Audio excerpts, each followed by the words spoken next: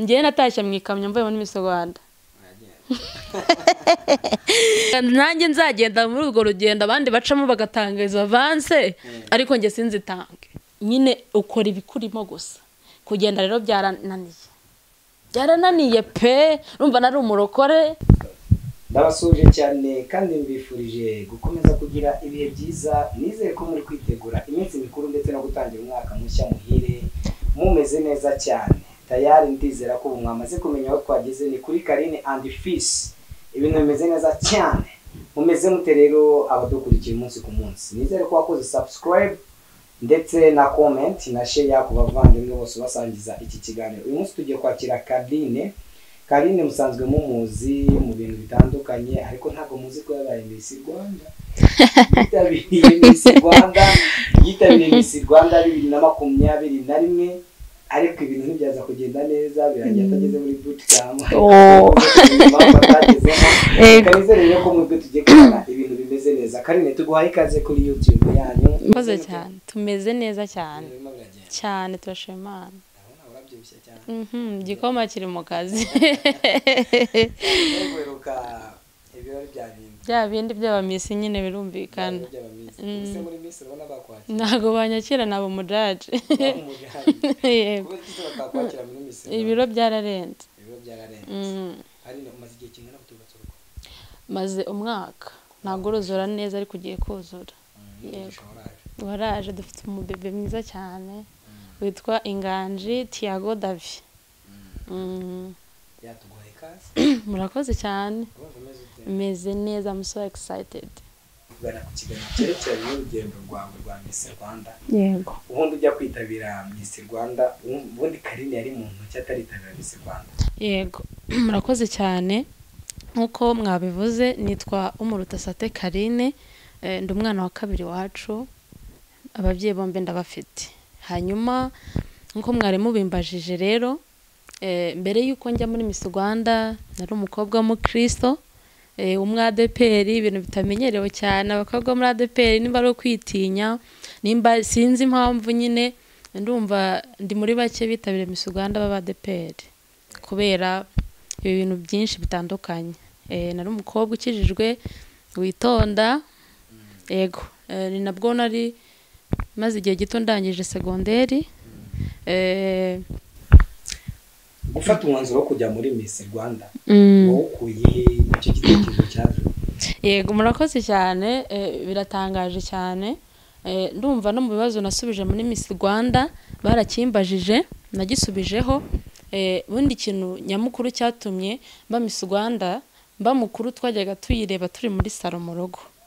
Noneho bakajya bakunda ababyeyi kumbwira nawe wajya kuvuga ngo uzajya muri Miss Rwanda nyine ukajya ukunda kwikora utuntu nk'utwa Miss Rwanda turi umukobwa bakambwira twagira ngo ni wowe ukiri umwana neza.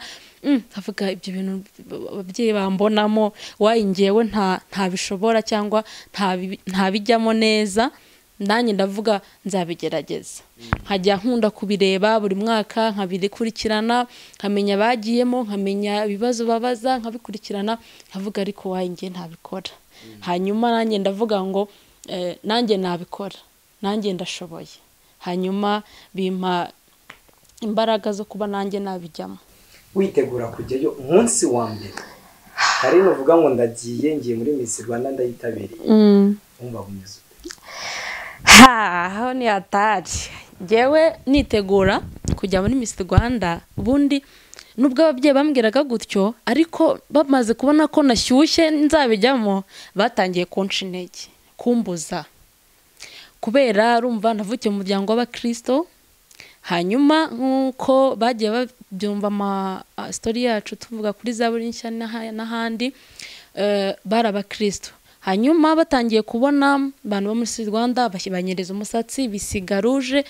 Nago ru kujudginga babikora ariko ni discipline ya ADPR bigenda gutya bambara ibintu bigaragaza maguru matako biki baravuga ngo ntabwo uzajyamo. Hanyuma rero urumva ngewe mfashe decision yo kujyamo bibaganirije batangiye kumbwira oya wabikirara abantu bajye muri Rwanda byatuma ubundi muntu byatuma umukobwa udakijijwe ibintu byinshi. Nzanakora ikiganiro turi kuvuga se umukobwa wagiye muri social media wagiye muri Miss Rwanda birashoboka ko yagumana indangagaciro ze kandi n'ibyo ngibyo yabyatendinze.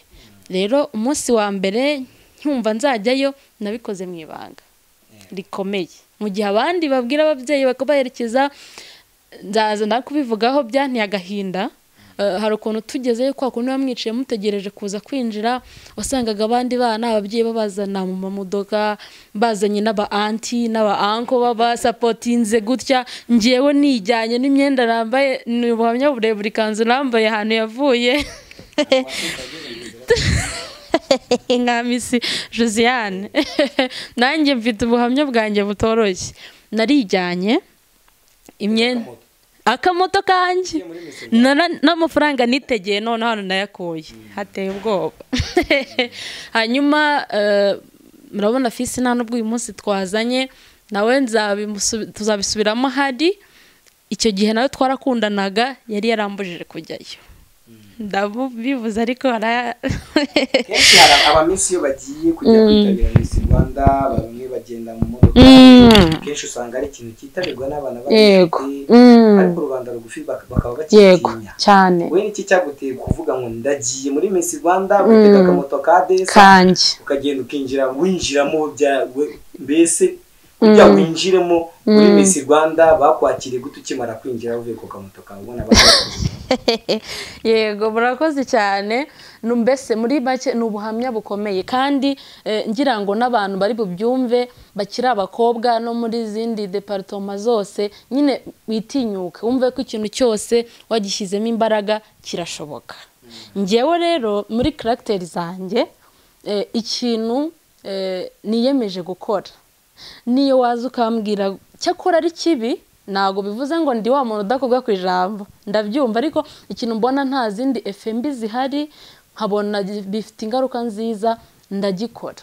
Hanyuma nanjye ntagaruko ntagira imbaraga zo gucika intege nk'abandi, nanjye karazaga ariko mvuga ngomba kubikora wayi ntabikora. None Josiane aho uri wubahwe akimara none rero kuko inkuru imaze kuza Josiane yagiye n'amaguru nese mvuga wayi ngewe noneho nabona basi na moto kuki nge ntajyayo kuki nge ntabikora bagakanavuga ngo rumwadeperi ntago byakunda birakunda. Lori modo wawe muri Miss Rwanda yarinde? Lori modo wanje muri Miss Rwanda ngewe nkunda umukobwa bita Elsa. Ndamukunda cyane ndamusuhoje. Ego umaze kuva kuri moto yawe ugiye kwinjira aho mwategurira babakiriraga yego winjiramo murakoze cyane. Cyakora ababyenda bashimiye bamaze kubona ko nakaniye ngiyeyo baramperekeje kuri ako kamoto. Icyo gihe nagiye ari nijoro bambwira tutagiye mu bibwira batakugirira nabi ndagenda ngerayo urumva cyari gikomere kwicara hanze, hari ahantu mubanza kwicara hanze bababarura babaha nimero ba Jori batubaza bari bataraza, ukabona abandi bana bazanywe nkuko nabivuze n'amamodoka abantu baba supportinga aba auntie aba inshuti bari kumwe ngenda ndomwe nateze moto ndabyibuka nagezeyo mfite naturere itarimo n'amavuta yo mu mutwe. None ngezeyo ndeba abandi bantu ukuntu bameze neza, ndeba umusatsi ubwo nani mfite utundi duhombi nka 5 nabitse nzika aribyo nzategesha ndaza ko kumboze ngiye natashya mwikamyo mvuye muri Miss Rwanda. Nagezeyo ndeba se wenda sinisigaruje sinyereza umusatsi sinkiraho plante ariko nibura agasatsi kanaterera ukuntu bagafunga neza ugasa neza. Mpita mvuga ati nanjye kamfata ibitano ryo gutahana ndakomeza nsenga Imana iraza kunshakira ukuntu nta numva na sheri ntago yari anshyigikiye wenda ngo nari kuyamwaka nawe ntago yashaka ko njya muri Miss Rwanda. Ndagiye ngiye muri salo baragafunze neza bakira akarabere nyine by'abarokore n'agafondote ubwo mba ndagiye muri Miss Rwanda. Cyagere rero warumbajije twicaye hanze umva narababaye ndabyibuka narize ndibuka ko nagiye nkugiye gushyiraho nimero ku ikanzu nari nambaye ngeze muri toilette ndarira ndavuga nta muntu ngiye unshyigikiye nta muntu mfasha abandi bande ukuntu baje bameze ariko ibyo ngibyo ntibizaguca intege. Naravuze ngo ngomba kugera ku cyo nshaka. Akandi kantu kibanga rero ikanzu nambaye muri Miss Rwanda nzayambara rimwe nyibereke muzakomeze mudukurikirane. Ikanzu nambaye muri Miss Rwanda ikintu kindi cyambabazaga umutima nayiguze n'umuzunguzayi mbazanga amafaranga ngaye amafaranga 2500 2500 ndi gukora nyine mbona nkajya nibaza sinzajya ni kanzu bizagenda gute iki ariko ayo mafaranga nayo nagiye kuyakorera bigoye ndayabika ndavuga ngo nzashakamo nzakodeshamo mbona amafaranga yo kodesha sinyabonye ngo rikanza 2500 nyitwara mu gakapu kubera kuyizinga nabwo urumva kuva ku Ruyenzi kugera Ihuye twakoreye Ihuye n'urugendo rurerure ngerayo yishifonye nta muntu turi kumwe wenda ngo unshyigikiye ngo ngende ngo ntereshe ipasi wapi kubwa amahirwe sinzi ukuntu Imana yabigenje nibura njya kunyuzaho agapasi. Urugendo rurakomeje wagarukiye muri Miss Rwanda.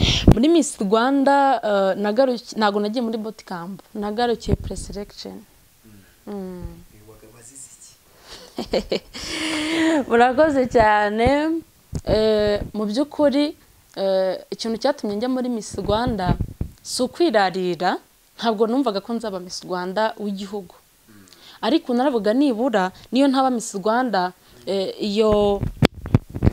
iyo experience yo kujya imbere y'abantu uburyo bakubaza muri Miss Rwanda bakakubwira iminota 3 kuba wivuzemo wasubije ibintu byose bakakubwira ikibazo utazi ngo barakubaza ikijyanye nayo basanga barakubaza ibirunga kandi wenda wasomye ibijyanye n'uturere kandi utagomba gutekereza iminota irenze 2 ngo amasegonda arenze 3 ngo usubize ndavuga experience nanjye nabikora nanjye gutya rero ngewe ikintu cyatumye nsindwa ngewe nzi banankosoye nukutarasa ku ntego bisaba ngo bakubaze nimba bakubajije ngo ifi iba hehe uhita uvuga ngo ifi iba mu mazi ntujye kuvuga ngo buri ifi rero igira amagaragamba igiye mu mazi irapfa umva nge nagiye kujya kurondogora byinshi ariko no kurondogora si uko nabaga ntazi ko nahina ahubwo nabaga ntaratekereza neza icyo ndi busubize kwa gusubiza kubaza uhita usubiza direct umaze kugerayo wumvaga zirangendo za Miss zimeze ukuntu wumva uri buzishobora. Iyo nkuru iratangaje ngezeyo urumva baravuze ngo nta nubwo ngo muritoza nta muntu bigisha wenda batangira kubigisha barageze preselection ariko ava ya preselection nyine ukora ibikurimo gusa kugenda rero byarananiye pe urumva nari umurokore turavuga wenda ngo njya mu tuntu dushyushye ziranga ndagerageza ariko nagerageje tuba uva mu rugo ari ngendo wari wavuze ati nzagenda gutya araga practice ugeze ukora uri mu bwoko kuvuga ngo nzakora ingendo imeze kandi niba nakonvenga rero byari bisekeje najyaga bigera nka nimugoroba dutetse nkajya hirya y'inzu nta n'amatara aba hanze ngo ndareba nkajya nshyiramo nkareba cyagiye bagendaga gute nkagenda bikananira nkambara inkweto ndende za mama nkazikubitamo nkabyiga mbigenda no ku ishuri wenda n'amahirwe nagize habaga fashion nkajya kuko nabigiraga mu mutwe wanjye nkajya ndeba ukuntu bagendera kuko nari pastorine ku ishuri nyine umva sinari kubyapurika ngo njye mbikora cyangwa muri fashion najyaga mbikora nihishe kuko njye mfite intego yanjye yuko nzajyayo nimara kurangiza kwiga secondaire kuko ndakeka ko n'abantu twiganye bakibyumva ngo najya muri Miss Rwanda ntawe utaratunguwe. Iyo Miss Rwanda agiyemo abafite intego runaka azageza ku bantu cyangwa ku rubyiruko muri rusange aramutse atowe akaba Miss Rwanda mukuru we wumvaga uzamara icy'urubyiruko. Murakoze cyane uwo mushinga wanjye ndumva no kusobanura icyo gihe kwera ko bampaye iminota mikeya niko mnabyita nayo biri mu byatumye mbora amanota. Nari mfite umushinga wo kugabanya umubare w'abana ndabizi ko nta wabikora ngo urugendo ari wenyine ngo bite bishira nari mfite umushinga wo kugabanya umubare w'abana baba mu muhanda. Murakoze cyane ngewe ikintu numvaga nzakoresha akenshi bari abana bajya mu muhanda hagari ibintu biza ngo bibitureho ngo umwana ahita ajya mu muhanda hari ikintu nyine abantu batitaho cyane, suruse y'ahantu biba byakomotse akenshi rero suruse y'ahantu bikomoka ni ku muryango, ku babyeyi. Harimo misunderstanding y'ababyeyi babiri, mugabo n'umugore, hariho kudahuza, bakarwana, mugabo akabona amafaranga kugira ngo ahahire umuryango, akajya kwinywera inzoga, cyane cyane mu cyaro. Ibyo rero bikaviramo abana bajya mu muhanda. Ngiye numvaga rero nzakora ubukangurambaga bwimbitse ku muryango, cyane cyane mu cyaro, kuko niho bikunda kuba, cyangwa mu miryango idafite ubushobozi bwinshi. Abagenda bafite rimwe kabiri, niyanga ndakoresha iyi, niyanga ndakoresha iyi. Wowe ufite intuzi imwe gusa? Oya, ntabwo ari imwe. Kandi tubwiye ko bafite intego yerekeranye n'urubyiruko n'abana n'inzererezi. Oya, ntabwo ariyo yonyine. Urumva ahubwo nari kuba nkoze ibintu bibiri icyarimwe. Hariho umuryango, hakaza n'abana. Kandi iki gihugu kugira ngo gitere imbere ni ukugira umuryango muzima. Ni nayo fondasiyo y'imibereho myiza yose isigera. Mu gihe umuryango utameze neza, abana batameze neza, ari rwo Rwanda rw'ejo, birangira iterambere rigoranye. Ngiye numvaga rero nzahangana, kuko nanone akenshi hari ukuntu ujya mu bintu byinshi bikarangira umugani sinzi ukuntu bawuca neza, ariko ujya mu bintu byinshi bikarangira ubuze. Baca umugani ngo ubone ishitamba ugatana urwara wambaye. Voilà, urakoze cyane. Yego, ugasanga ugiye muri gutya twinshi, ugasanga nta na kimwe ukijije, kandi wagiye mu bintu byinshi, kandi nibura ujye focusinga ku kintu kimwe, byari kugenda neza. Yari focus yo ku muryango no ku bana, kugira ngo umubare w'abana bajya mu mihanda nibura ugabanuke, ngire abo ndokora babe u Rwanda rw'ejo ruzima, bagira icyo bigezaho. Yego, tugana ku musozo w'ikiganiro cyacu. Miss Rwanda yatangiye kuzamo imvururu. Yego, kugeza ubwo umuyobozi wayo yamaze gufungwa tayari. Yego, kugeza ubu ngo biranakekwa ko atakiri mu Rwanda. Ariko Prince Kid kugira ko yibereye muri honeymoon, nta rukiko rugomba kumukura muri honeymoon, kandi kuko rirabyemeza ko umugeni wese yemerewe honeymoon y'igihe kinini. Ntago nari mbizi. Ari yavuze ko agomba urukiko rugomba gutegereza ukwezi kose akava muri honeymoon, batendeye kugiye yagendeye akagaruka.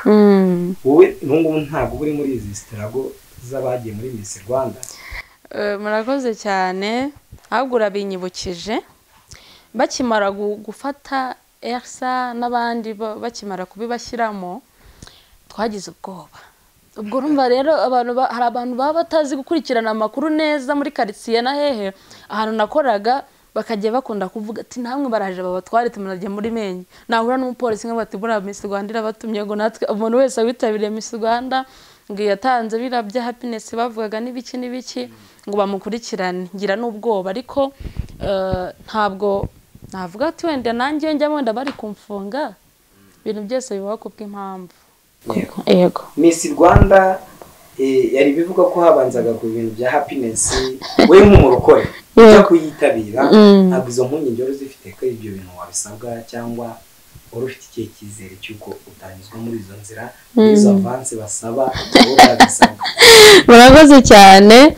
Njye kujya muri Miss Rwanda, yego narabyumvaga babivuga, ariko nk'abakristo tugira n'imyizerere, ntago tuvuga ngo ntago tuzaca mu muriro ngo dushye. Ahubwo ijambo ry'Imana rivuga ngo nimunyura mu muriro ntabwo muzashya, nimuca mu mazi ntabwo azabatembana. Bivuze ngo tuzayageramo amazi nk'abandi, ariko twe ntabwo azadutembana. Umva guri tayari. Haleluya.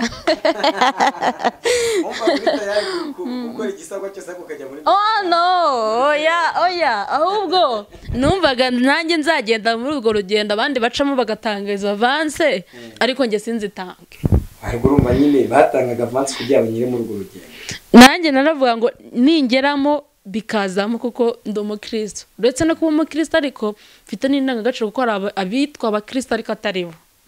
Ntabwo nzabikora. Duhukuri kuri Miss Rwanda, ku cyerekeranye n'icyo ngicyo, koko ibyo bintu cyangwa ni social media z'iki gihe? Yego, murakoze cyane.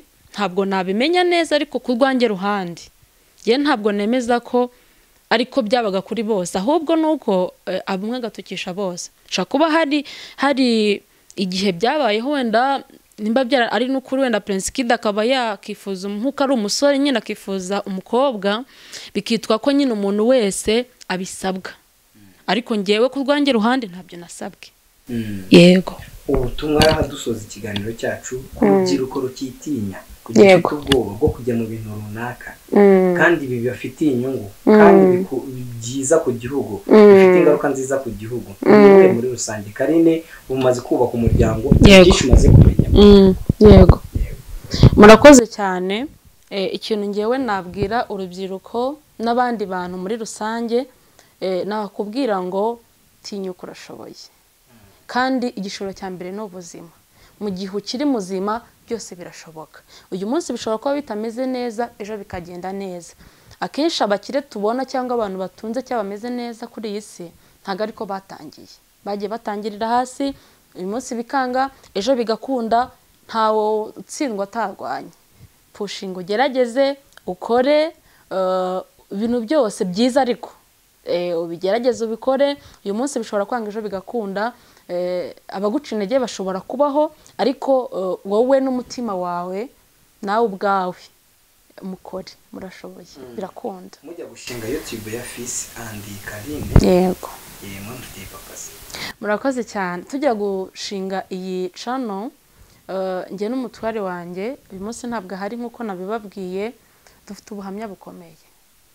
Ndakeka hari abatubonye kuri Zaburi nshya tukora ibiganiro tutarakora n'ubukwe bwacu buriho tutarabijya byo byose twa dufite nabwo ubuhamya twarabuvuze bwinshi.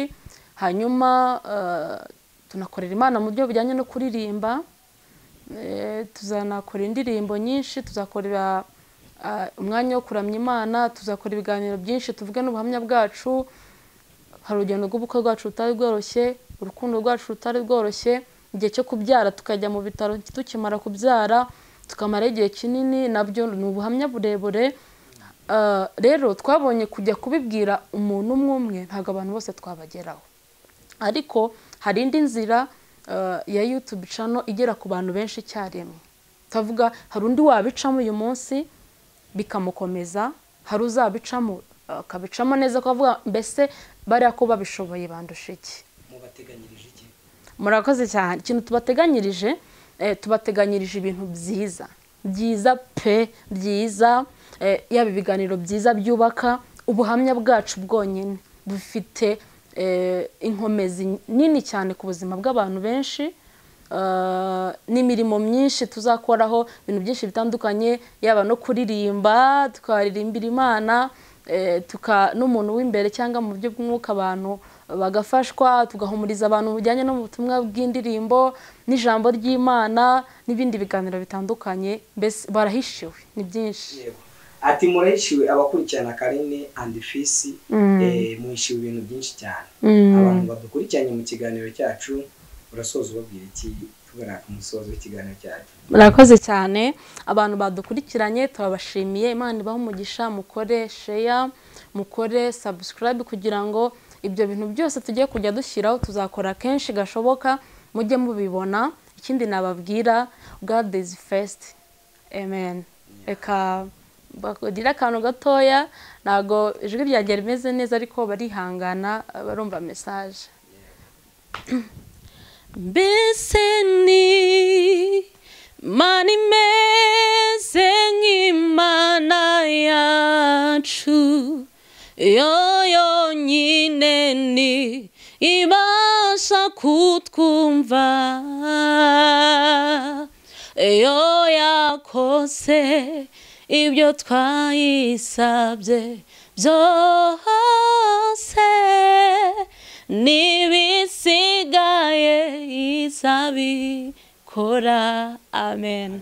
Amen. N'ibisigaye izabikora. Amen. Ngo twizere ko ari byinshi cyane duteganyiriza kudukorera. Yego. Kandi byose ibyo dukora byose tukagize Imana. Yego. Inzira zose tunyuramo tukaziragiza Imana. Yego. Imana niyo nyine nivuga ngo nzabagenda imbere, uzareba ibintu byose ukoze. Umuntu arakubwira ngo nzakugenda inyuma, tubari inyuma, ikintu cyose tugura imodoka muri inyuma. Yego.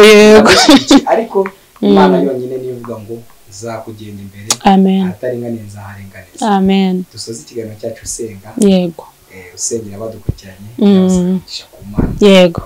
Nakoze cyane, ntabwo nasoza nashimiye umuntu twabanye Imana umugisha kandi yitanze bikomeye n'umuryango w'Imana ibahezagire cyane.